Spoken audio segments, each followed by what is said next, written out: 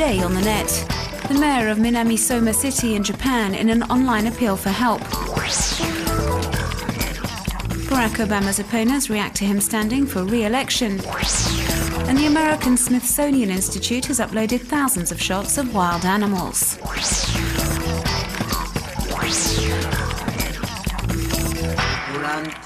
We need volunteers to bring us relief supplies.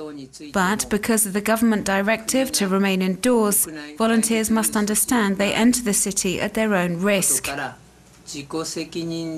This SOS was posted online by Katsunobu Sakurai, the mayor of Minamisoma, 2 weeks after the earthquake and tsunami devastated his city. Minamisoma lies just 25 kilometers away from the Fukushima nuclear power plant. Residents have been left isolated for a long time, and media and relief workers are fearful of going there because of the radiation levels, until this appeal for help was widely relayed on the internet. Distribution of food and petrol. Nishida Katashi is a volunteer in the region and is keeping an account on his blog of the relief operations being carried out in Minamisoma. Indeed, since this video was uploaded, the City Council says it's received many individual donations as well as help from numerous NGOs. On the city's website, there are several series of photos showing what goes on in the city's shelters. Most residents fled after the disaster. Minamisoma has been particularly exposed to radiation from the Fukushima nuclear power plant. Greenpeace says the situation is alarming and is broadcasting these images online, showing one of their teams measuring radiation levels in the region and testing vegetables grown there. The NGO declared spinach from this garden unfit for consumption and expressed concern over the lack of information given to residents concerning risks of contamination. He told us. Barack Obama's opponents have been reacting to the American president's official announcement on Monday that he will run for re-election in 2012. There have been an increasing number of online attacks on the head of state over the past couple of days, and his detractors are having a field day criticizing his first term.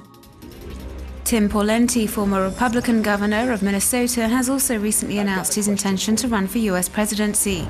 The day after Obama's candidacy was officially announced, T-Paw, as he's known, posted this video online, in which he challenges the changes the current president was supposed to bring about. He also says a new head of state needs to be elected in order to put America back on the right track. For America to take a new direction, it's going to take a new president.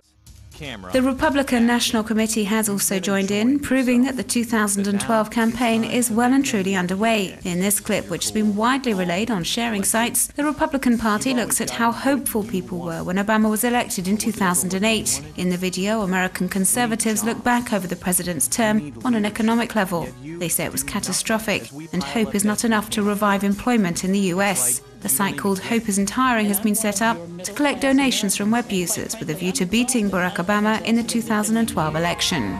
And it's not only Republicans taking part in the anti-Obama mobilization. Numerous citizens are sharing their frustration with the president on social networks and on Facebook in particular. Several groups like this one have been set up to campaign against Obama's re-election in 2012 and are proving to be extremely popular, drawing in tens of thousands of members. Over 200,000 photos of wild animals taken by surprise in their different habitats.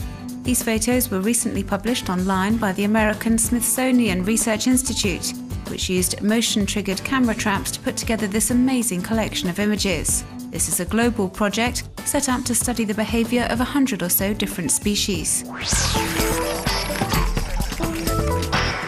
Web users in the US are campaigning to save data.gov. The site was set up by Barack Obama, who had made government transparency one of his key campaign themes. And for the past 2 years, it has been publishing public data collected by the federal authorities. But the site is now at risk of being closed down. The budget is currently being debated in Senate and could drop from $34 to $2 million. An academy devoted entirely to free running and parkour, which consists of using the city and rural landscape to perform acrobatic movements. This is what the Tempest Free Running Academy, which recently opened in California, is all about, as we can see in this promotional video. There's a fully equipped gymnasium so students can work on their techniques in total safety. The strength I need to push me.